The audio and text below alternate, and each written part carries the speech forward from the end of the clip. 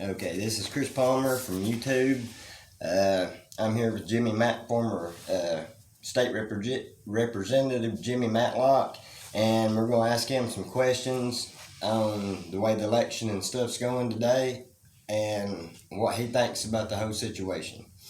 What do you think about Tennessee's governor now? Well, Chris, thanks for letting me be a part of this. I have had the opportunity to meet and work with now Governor Lee. Back when I ran for office in 2018, I found him to be an extremely friendly, likable, competent, successful business person. Mm-hmm. He surprised everybody, of course, when he was elected. Nobody was anticipating he would win that race. Yeah, I didn't think he would either. It came from last place to first place. Yeah. And I went from first place to second place, so I know the shifts of time and how campaigns can go. I voted for you last time. I was hoping you'd win. We worked in many ways very, very hard, but made some crucial mistakes at the wrong time, and so that was then. But to answer your question specifically, I followed from a distance. I have a lot of friends who still are in the legislature, some people in Nashville who I still communicate with very frequently. And I think everybody says the same thing. The governor is an extremely hardworking, a very, very good listener. Maybe could have given himself a little more attention to those people around him. Sometimes I think the advice we get does affect what we do. And maybe some things I would have done a little different than what he has. But overall, I'd give him a strong mark for the first couple of years in office. Now, you know, everybody who comes from the business community as a public service, there's a learning curve there. Oh yeah. And he's had a couple of hiccups along the way, but you know, gosh, we still believe what he's trying to do. I think his intentions are extremely good. Absolutely. Yeah, that's what I think too. And are you going to run for office again? Well, I don't know. People ask me that really frequently, Chris, and there's a lot of things that I'd like to see done. A lot of opportunities that I think I'd like to take, and frankly, I love to serve. Yeah. I felt like down through my career, I was happy to support and work for other candidates, and really had no intention of serving myself. But once I got there and saw the differences I can make and the chances of helping people that you have, I enjoyed that part of it. And when I left the State House to run for Congress, you know, that wasn't really on my bucket list or to-do list. It just kind of came up that way. And we weren't successful, as you know. A lot of people helped us, a lot of people supported us. And I still have a desire to serve. Now, whether it's ever in public office or not, I'm not certain. We'll see how the good Lord takes us a certain direction. But I can serve in my business, I can serve in my church, I can serve in the Ruatan Club, I can serve in the Boys and Girls, the Habitat, whatever place we can plug in and serve. I think that's what we should do. But gosh, there's times in which I want to jump right back in there and do it. We'll see how it goes. That was me. I had a brain aneurysm at Sea Ray, and when I worked for you right after Sea Ray, that brain aneurysm, it wouldn't let me. I ended up having to go on disability and stuff like that because of it. They just told me I couldn't even bend over and tie my shoes and stuff like that, and I was sitting at the house bored, couldn't figure out nothing to do, and I'd been watching all these people on YouTube and stuff talk about stuff, and I was like, and most of it were just half truths, and I was like, I don't want half truths, I want the whole truth. So I went and got my press pass and everything, and started doing the videos and stuff and interviewing people to try to get the truth out so people can see actually what's going on. Do you think that the Democrats were trying to do a non-military coup using their influence in the election in the key battleground states by moving the Dominion machines, forcing them into the thing? Well, you certainly can make a case for that.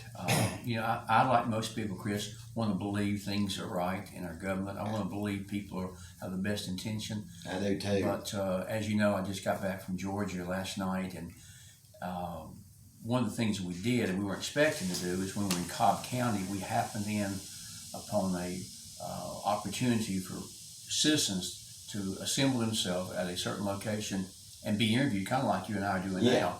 And they told their stories. It's pretty compelling.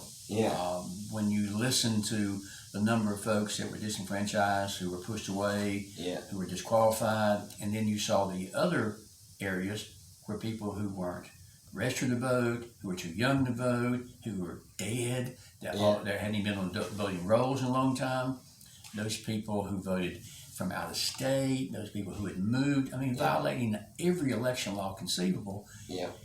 And you think, wow, that's not what helps our country. That actually disenfranchises our vote, neutralizes our vote when somebody steals a vote.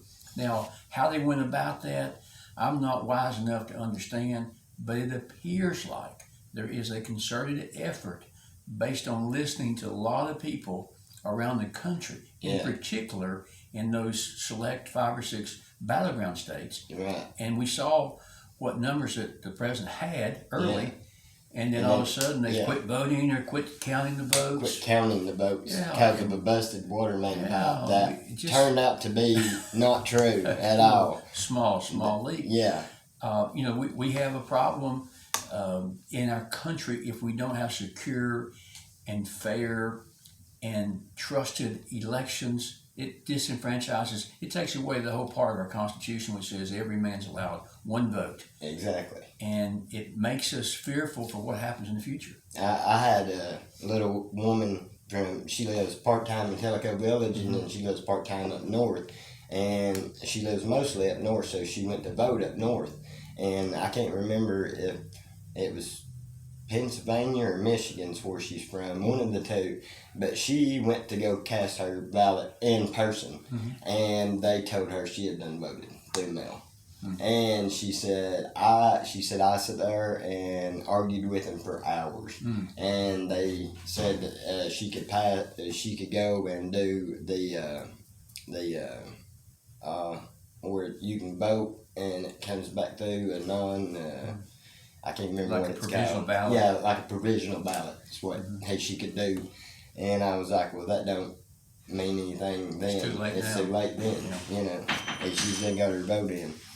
Do you think that the key battleground states, Democrats, well, that's what I just read, I think. Those machines in there even though they didn't need to use them, no, we didn't discover that yet. Why do you think that the votes was sent overseas to be counted, especially when in 2018 President Trump signed an order that no voting should have any foreign influence, like when they sent them to Germany and Spain, and that one thing, that would not, to me, that would be considered foreign influence, because when they're over there, they could do whatever they wanted to with them. Sure. We in our country have a constitution, and in that are laid out requirements, rules, regulations. Right. But one of the things I always liked about the way it was done by our forefathers is we were given the chance at every level of government to influence what happens. And elections are really 50 states, run by the Secretary of State in each of those states, done in their own way. Now that seems philosophically to me to be really good until I listen, as I have, to what craziness has gone on in Pennsylvania, in Michigan, in Arizona, and now we can see in Georgia, where there were, and you could argue whether they were intentional or not, but I've been more and more appreciative of Tennessee Secretary of State after looking at it, and I served on some committees when I was in the legislature, and I would be at odds at times with how this worked and why this was done. And being in campaigns, I could see places where people could make a difference in a bad way. Right. But I thought, that's so rare, that's so unusual. Yeah. But really, our state has a number of really good requirements. Just showing a photo ID. Exactly. Just being identified as who you are. Not allowing people to register on the same day of an election. Yeah. Think about how easy it would be to deceive and defraud. And the abilities to get requests for a ballot, but you have to have certain conditions. Right. Not just throw them out there for everybody where somebody could vote for somebody else and there's not time or willingness to check that out. So those are the things that I think we can be appreciative of in our own state. However, as you can see, other states matter, and in the scope of our nation, one state, two states can make a huge difference. It all happened in Florida in 2000. And we now see with about 6 states, and we knew all along, we said all along, It really doesn't matter what happens in California, New Jersey, We knew what they were Montana, going to. Tennessee. We knew what was going to happen. It was always going to be about 8 states. Yeah. And my disappointment, Chris, is that we didn't put our eyes on those states enough to say, hey, everybody watching. But now it appears even those people who were watching were pushed aside, or told to go outside and go to the bathroom that's leaking water. Yeah. And crazy things like that. And it's allowed for suitcases to be found underneath tables, yeah. For votes to be carried in late at night when nobody's watching. I mean, all the things that you've seen, I've seen, and all America's seen.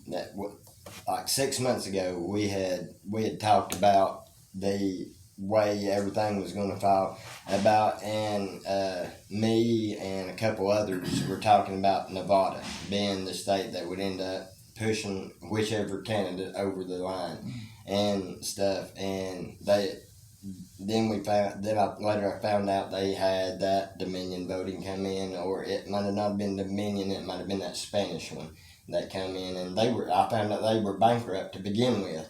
So why would we put our money into a bankrupt, business? Right. I didn't understand that, but that was just one of the things that I couldn't wrap my mind around on that one. Well, you went down to Georgia to help President Trump. Is there anything that you can tell me and the audience about what happened when you were down there? Well, while I would have loved to help the president, and I did mention earlier about the people I saw testify to election fraud, what I went down was to help the 2 Georgia senators that are in the Republican. Exactly. Yeah. And if those seats happen to go the other way, then we can see the balance of power in the Senate. Yeah. And it's critical, Chris, that Senate stays as a Republican-dominated body. Yeah. Because the House, we know, is Democrat. It appears like the presidential side, as sickening as it makes me to say that, may go to the other side. And I think it's a healthy thing for there to be some balance. And so I went down to say to those people in Georgia, please vote Republican for these 2 seats in question, because if that power were to go in every way to the left, I think you and I and your audience, certainly people who keep up with what's happening in our country, would see a deterioration almost immediately of our values and our culture and the things that we care so much about. I think they're trying to go toward a Marxist socialist society is what the Biden campaign is. I just run down. I did one on Biden's gun control policy, and I read it straight out from his webpage, and you talking about views. I got so many views off from that one that it wasn't even crazy, and people talking about, well, they can't do that. Yeah, I said, if he signs an executive order, then they can do that, and if they declare AR-15s, which is just a normal rifle, it's just a semi-automatic rifle, an assault weapon, then it falls under the assault weapon ban back in the 80s we signed a long time ago. And I said, and they will, and overnight you got people turning into felons with them not even knowing it. And I was like, and that's just not right, I might be in that category, by the way. that's what I'm saying. That's the crazy thing about it. And they keep saying Australia and their gun laws and stuff, and I watched a thing where a guy was interviewing the Australian people, and they were like, no, we should have never done this. It's done now, but we can't take it back. And they went a step farther every time, and took down to where it's like single shot shotguns or a single shot rifle, and this that and other. And he said, and it just snowballed downhill. It went from like AR-15s and AK-47s to pistols, anything over 10 rounds, which that's what I was talking to Scotty Newman, the policeman, about. I said, your Glock 19 or 20, whichever one you carries 15 rounds. I said, that's if you went and bought it on there, that would be a $200 tax on each mag. That's 2 mags, and then a $200 tax on the gun itself. I said, right there's $600 extra compared to what your gun costs. I said, so you'd have an $1,100 Glock. I was like, it's just crazy when it comes to things like that. Let's see. Do you think that the Supreme Court is going to throw out all the illegal votes and the huge spikes in the votes that are statistically impossible due to the data at hand? Well, as we know, the news came in last night that they're not even going to hear the case. Oh, they're not going to even hear it? So we don't have the opportunity without the court allowing testimony and the ruling that was given last night. I don't know if there's a Hail Mary pass to be put in here. I don't know if there's another case to be sent in. That was the case in which we had our best option. Yeah, and that was what I was extremely afraid of. disappointing that the three people that President Trump nominated for that court, the three people, all voted against that. Oh, Now, they did. See, I hadn't heard. All I heard was what happened. Yeah. I didn't hear who voted on what. Well, all the liberals, of course, and John Roberts, who I now call not even a Republican, voted to not hear the case. But the three individuals that were nominated and given the opportunity of serving on court, and I don't know, Chris, I thought about that throughout the morning. The only thing I can come up with is they somehow felt that because Trump had appointed them and they'd been selected by the body, the Senate, that now all of a sudden it would be perceived that they would be paying back What he done, for what he had done. And I think they were so somehow deceived into believing that would be a bad thing, where you and I would think it would be exactly what you should do, not because he appointed you, but because you were the right person. Facts just of the matter. But you know, this whole thing, and I know part of your question that you mentioned to me earlier would be relative to facts. Since when did we quit believing the facts? But we have. We have. We've grown into a world where deceit and misstatements, supposedly, and misinformation. But we're just dealing with outright lies. Nothing short of that. And it's the media that keeps saying it over and over and over again. The mainstream media. And then if they want to take down something that you have put up on a website that goes into a social media environment, they then tell you they're going to censor what is said, what's said. Yeah, I did. What kind of world have we gotten into here? That I did a short little thing about YouTube yesterday, and I was talking about them censoring the First Amendment rights because they specifically keyworded that you could not say this and that and the other about the fraud and the this, and I'm like, okay, I'm gonna have to rewrite questions because some of mine are about the fraud that's going on in the election. I mean, because the mainstream media for so long they were like, no, there's nothing to see here, like smoke and mirrors.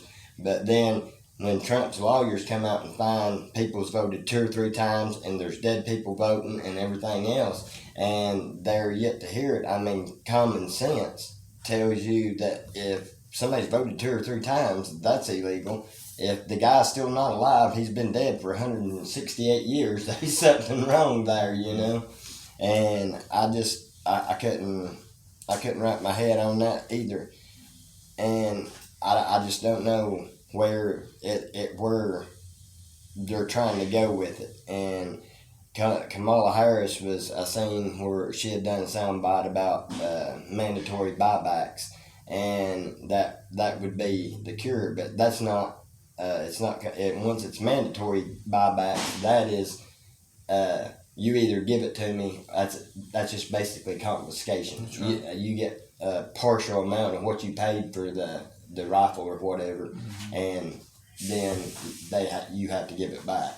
So that's another thing that I don't understand on there. Let's see. Well, this one is just basically gone because the Supreme Court didn't overturn the things on that debate. But do you think that a congressman and a representative of the Senate will stand up and oppose the election and stuff? Because that's the only other way I can see that Trump might be able to do, because if we get a congressman to do it and a senator to do it, then they have to go and debate about it. That's one of the election laws that we have. Do you think that might happen? Well, I do believe it will happen, but so many times, as we've seen with allegations and mistruth, it's difficult to see the prevailing side be exonerated with all the deceptions going on. The hope that I had, Chris, was that it get back to the state legislature. You know, we have a constitutional amendment that says in certain circumstances, the legislature of each state would put forth delegates, and they would have a chance to, in essence, vote by state. Right. And since there's more Republican states controlled by legislatures, I had hoped and hoped and hoped, but now it doesn't seem like that's going to be possible. I don't want to ever say I give up, but I'm getting really close. I know. I'm getting really close. I hate that word, and as like I've done one. They was talking about elect Biden, and I went on there and I told him, I was like, I'm trying to put you at ease. There's no president elect because the Electoral College has not certified anything. So all that is smoke and mirrors trying to push that he's won and push over, and huge bunch of views on that one. They were like, yeah, but they had this sign. I said, I can put a sign behind me that says Chris Palmer president-elect, and that don't mean that it's true. I was like, the mainstream media is like, I said, President Trump said over and over, is fake news, 90% of it. I mean, they do get some things right, but a lot of it is just hearsay, and they run with the story. And let's see, what is your biggest fear if Biden gets into office? Well, I think everybody's biggest fear is he will take away the constitutional rights that you and I have. Take it to the Second Amendment. Take it to the freedom in religion. Worship. You know, are we going to be restricted in our schools? Are we going to be told you cannot have this? I mean, the gay rights movement. You take whatever issue you choose to go with. He's already promised that group to expand. And without going into anybody's personal life, and I have no desire to tell the next person how they should or should not live their life. I think it's pretty clear that we are a nation founded by God on religious principles, and that there are things that we take pretty serious. The sanctity of life I take very serious. The sacred marriage covenant I take very serious. The abilities for a male and female to be separate and respected in their own worlds, not to be overlaid, confused, not to give 13-year-old children the abilities to go out and make a decision, or a 6-year-old child, I've been told, has now gotten down to a point where the parents lose the ability to say to some school officer, you know, I will teach my child the way I want to teach him, and the child confides something privately, that the school could supersede the parent. I mean, you take this cultural world and turn it on its head in just a matter of months, and it appears like, from listening to those two people, that's what they want to do, and they surround themselves with people like that. This ain't a question on the thing, but my personal belief on the presidency, I think that I think he may stay, if Biden gets in there, he'll stay a president for a couple months, but his his competence is not there enough to make the decisions. And I think they're going to declare him incompetent, and then Kamala Harris is going to take over the seat. And that was what I had been thinking on it. Do you think that George Soros had a hand in collaborating with the Democrats to get all the pieces in place to get this done by Election Day? Because George is known to topple Republicans and Democratic things. He broke the Bank of England in one day and made $1 billion. He's one of the only few people with the money and the power to pull something like this off. What do you think? I think George Soros is a wicked man, and I shudder to think at the end of his life what happens to his soul. I will only say what's going to happen to his soul. I will concern myself with making sure I do what I should and to live my life in the right and correct ways. But if his legacy is what it appears to be, Oh Lord. there is a very warm place that will be waiting for him. Oh yeah, guaranteed. Be real warm, because I mean he is literally banned. Russia just banned him from being able to come to Russia anymore. Putin, I mean, come straight out and said it on one of his news briefings that he banned George Soros from Russia because he was trying to mess with their economy and stuff, and he's got the money to make the economy go up and down and stuff. What do you think what do you think will happen if the election is overturned in the courts, which we know it's not now? Do you think the far left will riot, burn down buildings, and destroy their communities? Well, I think the actions in the Capitol the week prior to the election, where they were boarding up windows and securing walls, they anticipated what would happen. Yeah. Now, our side, we don't do that. No. We don't like it. We're angry. We feel like we've been stolen from, but we don't seek revenge, and we don't go down and destroy someone else's property who mostly had nothing to do with it anyway. And it's their own property they're destroying. Cases. They go to when the next day when they go to go get a loaf of bread from the grocery store, they can't because it's burnt down. I mean, it don't make sense. I mean, on why they would do that. And the right, I just watched where there was a bunch of them that was protesting in California about reopening businesses and stuff, and it was a peaceful protest. Everybody was lined up, and they were, chatting, open the doors, and stuff like that. And that is one of the best things I've seen as in Republican peaceful protest, and how they get to say the left with burning down buildings and everything like that is a peaceful protest. I have no answer for that, because to me, hitting somebody in the head with a lock or burning down their building, to me, that's not a peaceful protest. Right. I mean, going in, have a sit-in or anything like that, peaceful protest. That's what I think of. Mm-hmm. But it just doesn't make sense to me. Do you think that the Biden administration will fight the ruling at the Supreme Court? Well, we didn't know that's done over. We can't. That question's irrelevant now. If Biden does get into office, how do you think America would fare on the world stage? I mean, as how weak Biden looks in all of his press conferences. I've tried to understand why it appears like some in the European area are anxious to see him. Mm-hmm. And I wondered, we have given those people our blood. Oh, yeah. We have given them our commitment. We've gone in and we fought battles, and we freed up lands, never to conquer, but just to liberate. Right. And then all of a sudden, they believe that somehow Biden will give them a stronger, larger role, a more dominant role. And the thing that people were drawn to Trump about, the thing that people seem to love Trump about, is he was an America First guy. Yeah. He came forward and said, no, we're not going to prop up this regime. We're not going to go into this battle. We're not going to keep funneling wars by going into every little conflict it could be.